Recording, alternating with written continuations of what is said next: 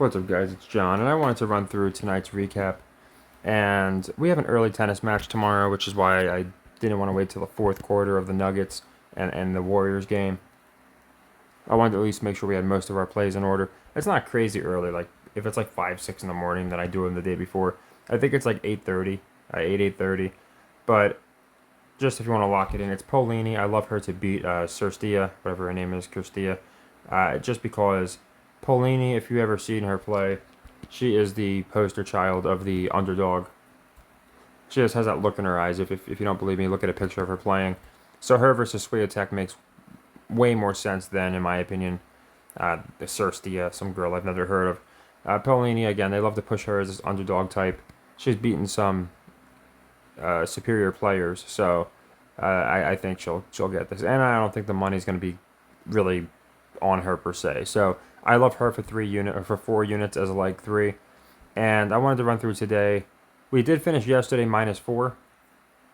We were -6 with Pacific losing, but then we got the UNLV under, which is -5, and then we got the Kentucky under for -4.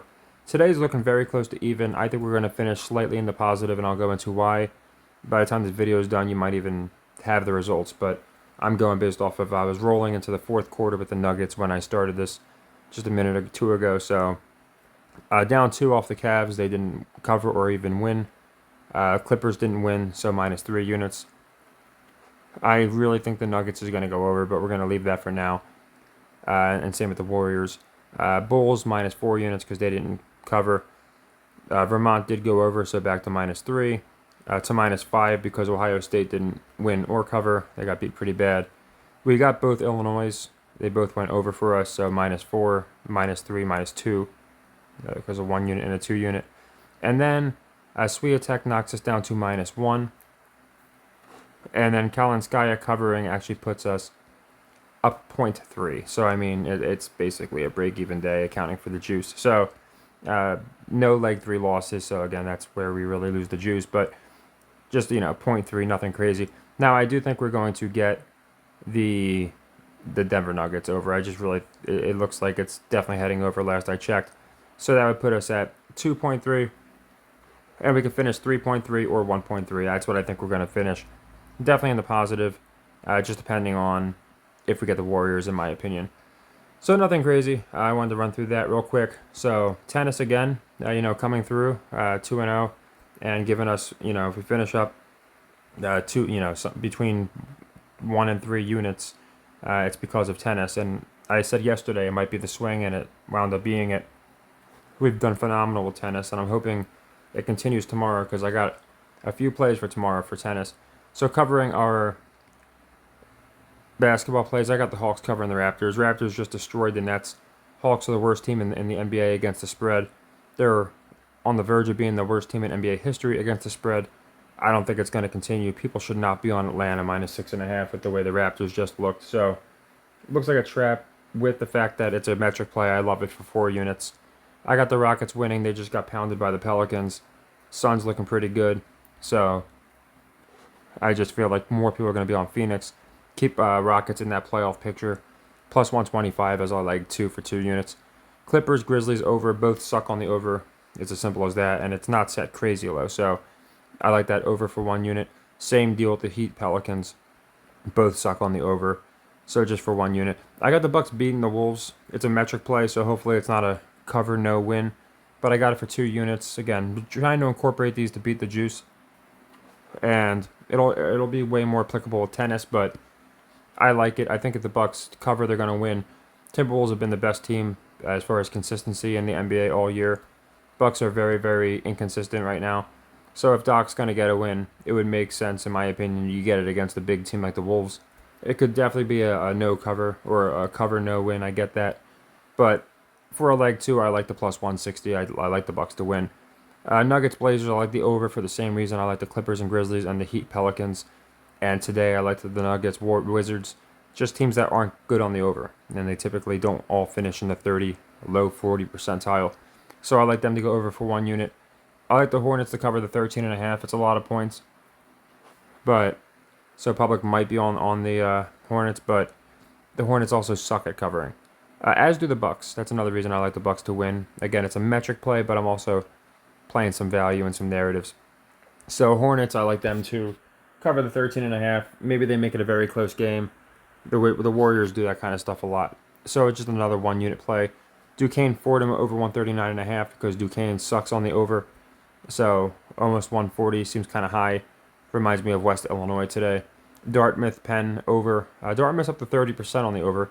We were pounding them. Remember when they were in the low 20s? Did really well. But I still like them to go over here. 131.5 for 1 unit. And same deal with Maurice Manhattan. Maurice does 30% on the over. You don't have that. Like, that's a normal metric, but that's usually like your bottom 2, 3 teams on the over. And Maurice does like not even in the bottom 5. So it's kind of thin out. So I think a lot of these teams, Duquesne, Dartmouth, Maurice, start going over. So I like that over for 1 unit.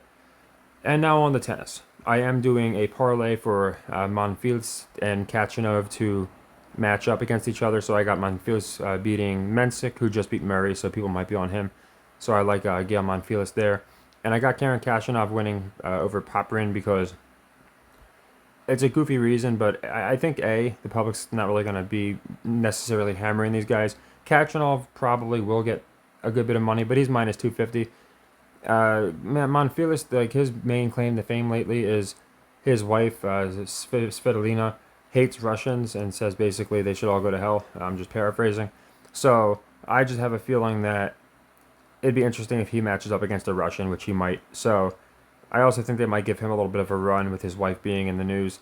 So we're heading into the French Open. He's a French guy. So everything considered, I like him to win, and I think it's better to just than playing, giving up games, all that stuff. We could play them separately, but I'm just going to parlay them for about 150. We're getting 145 if both of them win. They play a little bit later than the other people. So the latest game is actually, I think, Zverev. I think he plays like 10 o'clock or something, but about 10 p.m.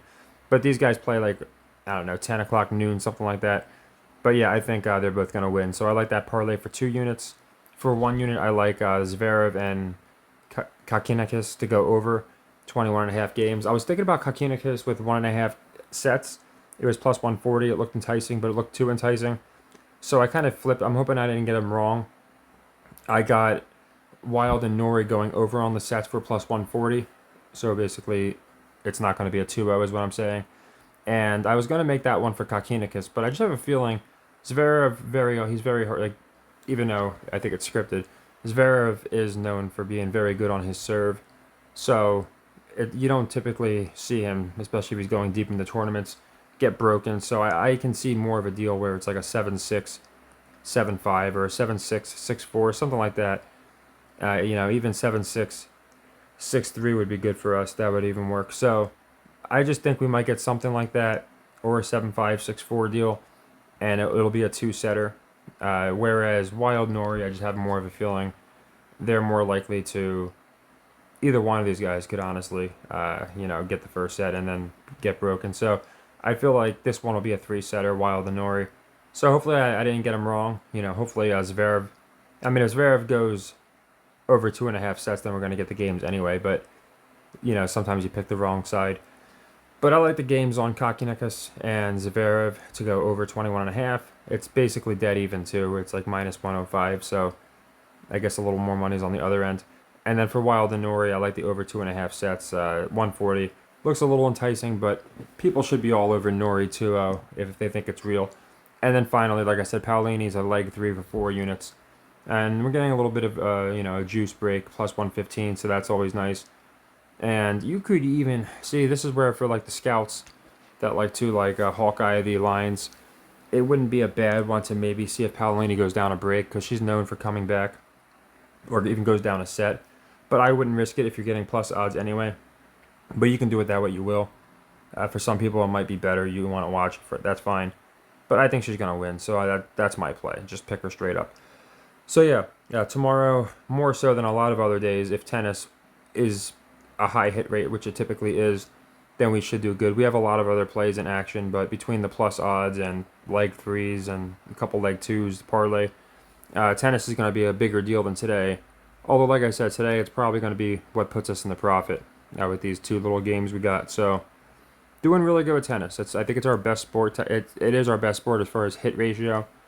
And even as far as units, it's really creeping up there. I think it's still behind the NFL and the NBA, but it might have changed actually. It might be ahead of the NBA now. I know our NBA was our best, so probably not. But it might have skipped college basketball. And we haven't done a ton of tennis. We've done, like I said, probably close to 2 dozen plays. So hopefully it's not just a example of a small sample size. I'm hoping that it's because, again, I watched these people for the last couple years and have a pretty decent read over when they're going to do bad. Casper Ruud, we call him all the time melting down. Sispatis, we always call him owns Jobert. And then the ones that do well, we usually call. And even the ones that, like we had Zachary, but admitted, okay, we're going to have to watch her going forward because they're kind of pushing this meltdown mode. So I feel like with tennis, and that's where it's like real or fake. If you see tendencies, real or fake, then it's pretty easy to, in my opinion, they're going to be the same. If a guy is either selling or if he just say he's having problems serving and he's double faulting a lot, whether it's real or fake, it's happening, and we can kind of pick up on those tendencies. Hey, this person's in their zone. That's why we had Sinner win the Australian Open. They just kind of planted the seeds, and he happened to be running through everybody. So by the semis, we're like, yep, he's winning. So, not to go on a tangent, but I just wanted to go into why I like tennis. Again, Paolini's a great example. I've watched her play top names. I think she played Swiatek not too long ago, and so she'll be playing her again, I think. She played Sabalenka. I think she's played top names, and she hasn't beaten them much, but she's gives them runs, and I think that her versus Swiatek makes way more sense in the, I think it's Dubai, the finals. I think it'd be the finals. Than this girl I've never heard of. And honestly, Paulini is not a giant name either. I just know of her because, again, they always push her as resilient, this underdog, and she never seems to have a lot of money on her because she wins a lot of matchups that get her into the semis, and as of late, she's been making a run. So I think they're going to push her. That's my favorite match of the entire night. But I do like the Hawks to cover the Raptors a lot as well. So those are all the plays. Hopefully we finish in the positive tonight. It looks like we will. And hopefully tennis comes through again for us tomorrow. So take care and happy earnings.